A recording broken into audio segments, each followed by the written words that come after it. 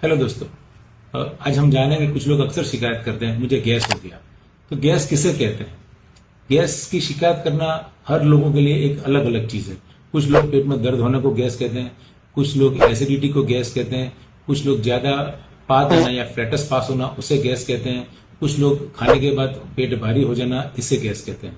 तो ये हर चीज की वजह अलग अलग हो सकती है, लेकिन अगर शॉर्ट में गैस का इलाज हम करना चाहें या गैस के बारे में चिंता करना चाहें तो उसका सिर्फ एक ही इलाज है।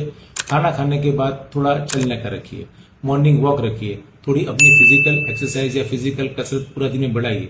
जैसे आप जहाँ पे हो सके थोड़ा चल के जाइए, हो सके लिफ्ट अवॉइड कीजिए, दादरे चढ़ के जाइए। ये तमाम चीजें करने से हम गैस से बच सकते हैं। खाने के बाद पेट भारी हो जाना इसे आप गैस कहते हैं, तो खाने के बाद तुरंत पानी पीना या तुरंत लेटना अवॉइड कीजिए। ये तमाम चीजों से हम गैस या जो बदहजमी या अपचा वट एवर हम जिसे जो कहते हैं उससे हम बच सकते हैं। Thank you.